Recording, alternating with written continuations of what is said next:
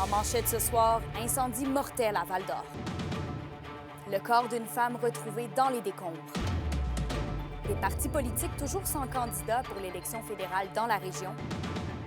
Et l'agrandissement de l'hôpital d'Amos surveillé de près à l'aube du budget provincial.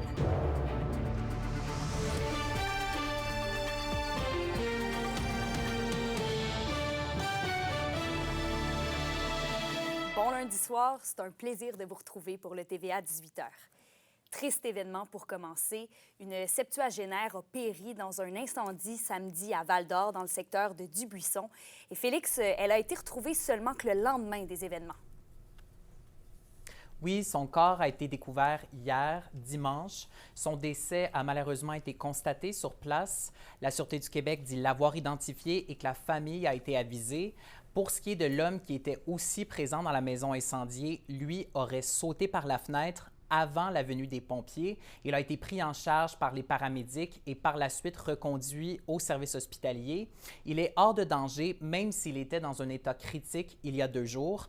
On écoute le directeur adjoint du service incendie de la ville de Val-d'Or, Éric Lafleur, nous expliquer ce qui s'est passé. 21h53, on a reçu l'appel, dans le fond, de la centrale, comme de quoi qu'il y avait un incendie confirmé à l'adresse à Dubuisson. Et à notre arrivée, en fait, il y avait fumée et flammes qui étaient dans la partie garage, qui était en train de se propager à la résidence. La résidence était déjà impliquée là, environ à 25 % à notre arrivée. En fait, c'est un feu de bonne ampleur, fumée et flammes, comme je vous expliquais tout à l'heure, qui s'était aussi propagé à 2 voitures en avant, une roulotte. Dans le fond, le développement de l'incendie normal. Puis nous autres, bien, on n'a pas de bonne fontaine dans ce secteur-là, donc on a voulu faire du transport d'eau. Ça a mobilisé, dans le fond, des pompiers ici, plus des pompiers de Malartic, Rivière-Éva. Donc on était 35 à combattre l'incendie, qui s'est terminé aux alentours de 4h50 le matin. En terminant, Kémilia, la Sûreté du Québec précise qu'il ne s'agit pas d'un incendie criminel. Merci, Félix. Je vous en prie. Et on poursuit en politique. L'Abitibi-Témiscamingue, comme le reste du pays, est officiellement plongé en campagne électorale depuis hier. Le premier ministre Mark Carney a demandé à la gouverneure générale de dissoudre le Parlement. Et le portrait des candidats dans la région tarde à se préciser. Dans la circonscription d'Abitibi-Témiscamingue, il n'y a pour l'instant que le député sortant Sébastien Lemire du Bloc québécois de confirmer comme candidat et d'Éric Boyer du Parti populaire. Steve Tardif tente toujours d'amasser le nombre de signatures nécessaires pour représenter les conservateurs. Et dans Abitibi-Baie-James-Nunavik-EU, la bloquiste Sylvie Bérubé est à la quête d'un 3e mandat. Le Parti conservateur compte sur Steve Corriveau. Et bon, pour ce qui est du Parti libéral canadien et du NPD, ils n'ont tous deux pas été en mesure de nous confirmer qui allait les représenter dans la région. Et toujours en politique fédérale, connaissez-vous l'historique des politiciens de la région ou encore depuis combien de temps le Bloc québécois domine les scrutins? Les réponses avec Anthony Dallaire. 20 ans, c'est le nombre d'années depuis lequel un député libéral n'a pas été élu dans la circonscription d'Abitibi-Témiscamingue. Ce chiffre monte à 25 lorsqu'on parle de la circonscription d'Abitibi-Baie-James-Nunavik-EU. Depuis 57 ans, le paysage politique de la région a porté plusieurs couleurs. De 1968 à 1979, le duo père-fils de Réal Cahouette et de Gilles Cahouette domine la scène politique régionale avec le parti Ralliement créditiste. Bien connu dans la région, Réal Cahouette aura su dessiner les bases de la politique de l'Abitibi-Témiscamingue. En 1979, le natif de Palmarol, Henri Tousignan du Parti libéral de Pierre-Elliott Trudeau, prend les rênes de la région 6 ans pour 2 mandats jusqu'en 1984. Moi, je suis là, je suis disponible, les gens me connaissent et savent que quand je les rencontre, je ne change pas de trottoir pour les éviter. Il est défait en 1984 par le progressiste conservateur et homme d'affaires Gabriel Desjardins, qui, lui, restera en poste pour 2 mandats jusqu'en 1993. Depuis 1993, une véritable histoire d'amour semble s'être écrite entre les Témiscabitibiens et le Bloc québécois. Dans la circonscription d'Abitibi-Témiscamingue, la lune de miel bloquiste a commencé avec Pierre Brien, qui restera en poste 10 ans jusqu'en 2003. Il sera succédé brièvement de 2003 à 2004 par le libéral Gilbert Barrette du gouvernement éphémère de Paul Martin. Gilbert Barrette sera par la suite battu par le bloquiste Marc Lemay. M. Lemay reprendra la danse nuptiale avec la région avec 3 mandats consécutifs de 2004 à 2011. Puis, en 2011.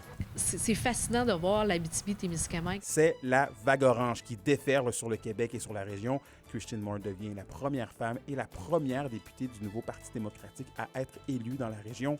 Cette dernière saura faire sa place et sera réélue de 2015 à 2019. Mais la région se souvient et n'est pas insensible au charme de Sébastien Lemire, qui est élu une première fois en 2019, puis réélu en 2021. Du côté d'Abitibi, Bay James, Nunavik et You, c'est pratiquement le même brassage politique qui s'est opéré depuis 2004 entre l'élection du bloquiste Yvon Lévesque en 2004 et de la première élection de Sylvie Bérubé en 2019, qui est d'ailleurs la première femme à occuper ce poste. Seul le néo-démocrate Roméo Saganache a su briser la domination du Bloc dans la région.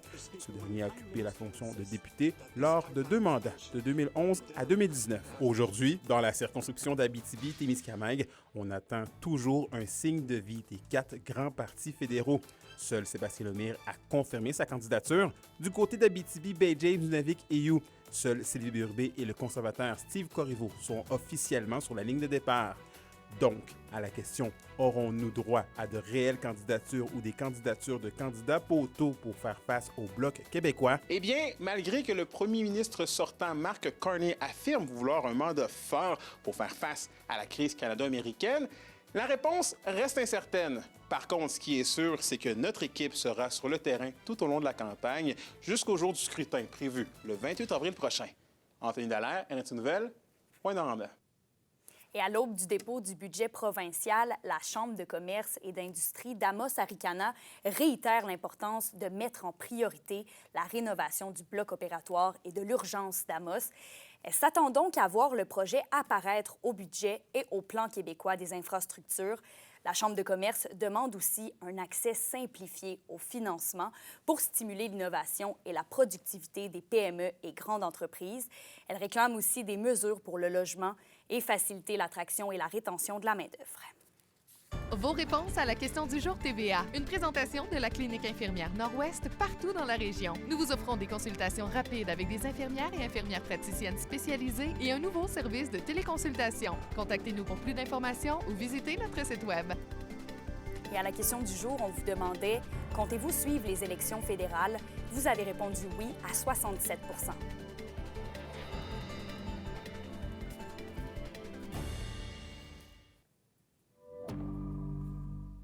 Justine, on pensait que le printemps était bien installé avec le soleil des derniers jours, mais la neige vient jouer les troubles fêtes.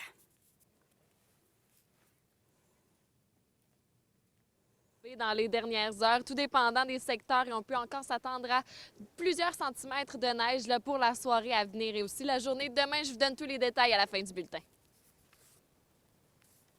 L'indice boursier minier au TVA Nouvelle 18h est une présentation de GFM Groupe Financier. Dirigeants d'entreprises et particuliers, fiez-vous aux experts de GFM pour vos placements, assurances de personnes et assurances collectives. Car pour vous, ils vont au-delà de la finance. La Rouyn-Norandienne Camille Cormier-Moras a été délogée de Star Academy hier soir. On revient sur son parcours tout de suite après la pause.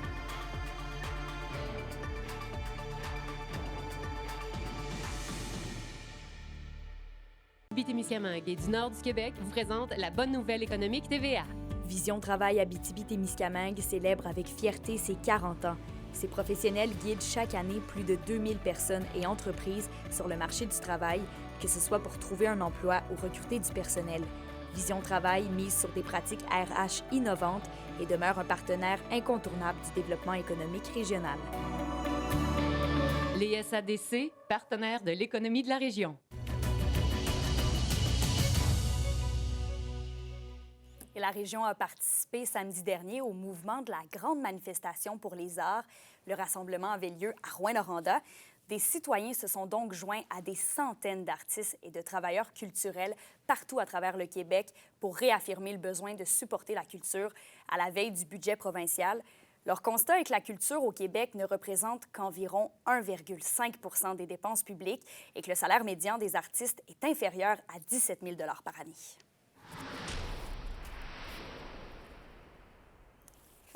Je pensais qu'on allait avoir un petit extrait de Camille, mais Justine, la Rouyn-Norandienne, Camille... Oh, on va aller voir son extrait, justement, Camille.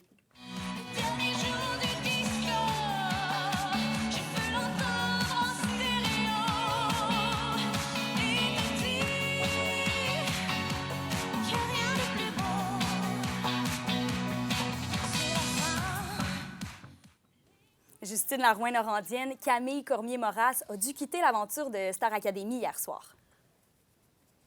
Oui, c'est tellement dommage qu'Emilia, après un parcours où elle a seulement été mise en danger 2 fois, son interprétation de la chanson Le dernier jour du disco n'a pas convaincu le public québécois à l'amener en demi-finale, malheureusement, lors du variété d'hier soir.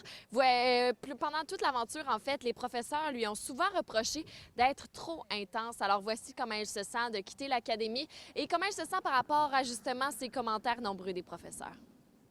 Pour vrai, ça va bien. Je suis en paix. Évidemment, on aurait tous voulu se rendre toujours plus loin, mais je suis vraiment très contente du chemin que j'ai parcouru, très fière de tout ce que j'ai accompli. C'est ce qu'ils m'ont reproché, surtout Garou, en fait, qui me l'a reproché.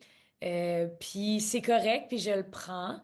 Je pense que en sortant maintenant, je fais la balance des choses. Je prends ce qu'on me dit, puis je vais essayer de l'intégrer à qui je suis, mais je vais surtout pas effacer qui je suis parce que je suis pleine d'intensité, puis je l'accepte comme ça. Au tout début de l'aventure, j'avais fait une entrevue avec Camille et je lui avais demandé ce qu'elle voulait le plus travailler lors de son passage à l'Académie et elle m'avait mentionné sa composition de chansons. Alors, je laisse Camille vous dire si elle a réussi à réussir son défi, en fait, d'apprendre la composition de chansons. Et à la fin, vous allez entendre un petit message juste pour vous remercier de l'avoir suivi tout au long de l'aventure. Ben, c'est arrivé plus en fin de parcours, quand on a eu la chance d'avoir un cours avec Pierre sur la composition. Je pensais qu'on allait en avoir plus. C'est arrivé un peu tard, mais ça m'a vraiment donné le goût d'y aller plus là-dedans. Je pense que j'ai trouvé quelque chose que je savais pas que j'avais en moi avec ce moment-là. Puis je pense que je vais continuer à plonger là-dedans encore plus. Mais c'est sûr que je vais continuer mon chemin dans le théâtre musical. Ça, je lâche jamais ça. Mais c'est sûr aussi, comme je disais, que je vais me mettre un petit peu plus à la composition, à l'écriture. Puis j'ai plein de gens autour de moi qui peuvent m'aider à réaliser ça. Donc, je pense que je vais toucher cette petite nouvelle corde.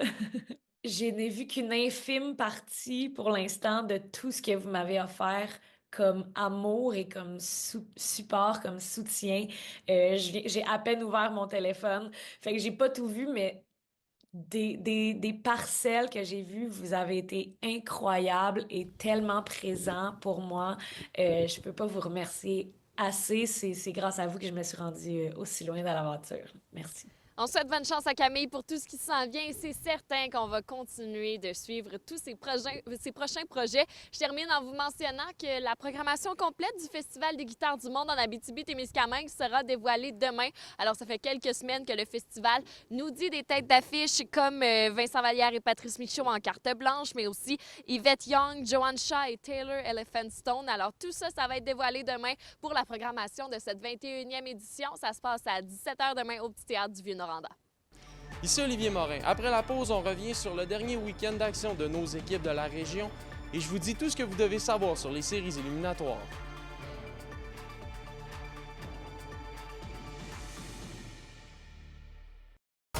Les sports vous sont présentés par Thibaut GM, votre concessionnaire de confiance à Rouyn-Noranda, là où qualité et choix se rencontrent.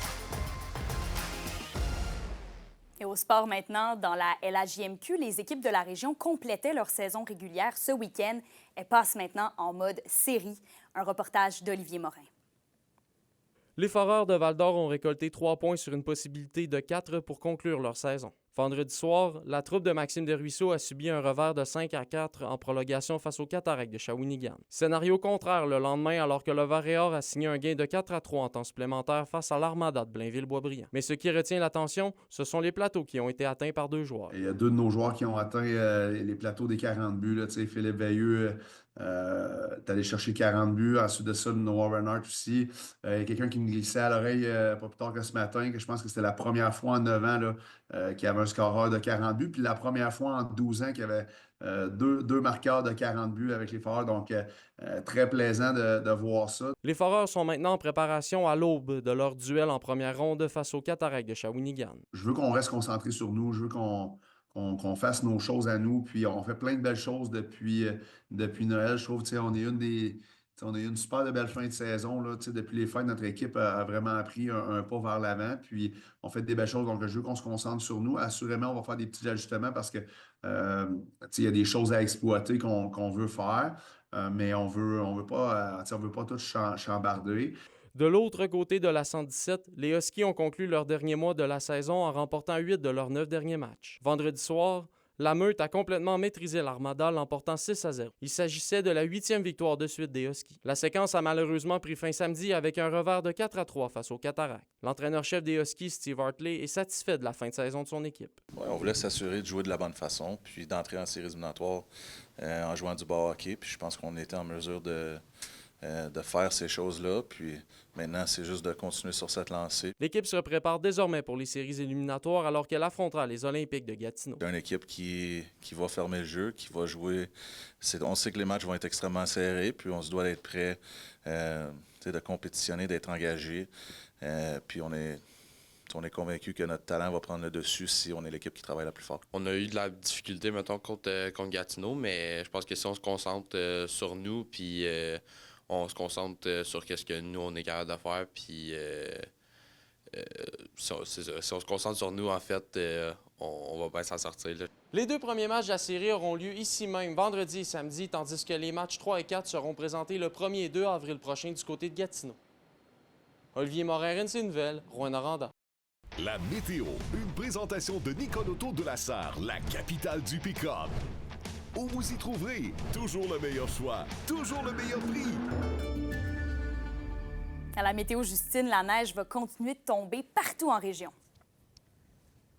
Effectivement, Kémélia, on a eu quelques petits espoirs de printemps dans les dernières semaines, mais malheureusement, on ne se débarrassera pas de la neige de sitôt. Ce qui nous attend pour ce soir et cette nuit sur l'ensemble du territoire, la neige va continuer de tomber, une accumulation de 2 cm par endroit et aussi un minimum de -6. Demain, ce sera nuageux avec 40 % de probabilité d'averse de neige pour l'Abitibi et 60 % pour le Témiscamingue avec un maximum de -1. Et pour mercredi, sur l'ensemble du territoire, on aura une alternance de soleil et de nuages avec un maximum de -2. On a hâte de voir le gazon un peu partout en région, mais malheureusement, ça ira pas avant quelques jours, même j'irais jusqu'à dire quelques semaines. En même temps, heureusement, je pense qu'on est rendu habitué en région. Un petit mot en terminant pour vous dire que c'est hier que s'est tenu le défi Ski Le Camp au Mont-Vidéo à Barrault. L'événement a permis quand même d'amasser plus de 70 400 $ pour les enfants atteints du cancer et leurs familles. Encore une fois, merci d'avoir été à l'écoute ce soir. On sera là demain midi. Excellente soirée à vous.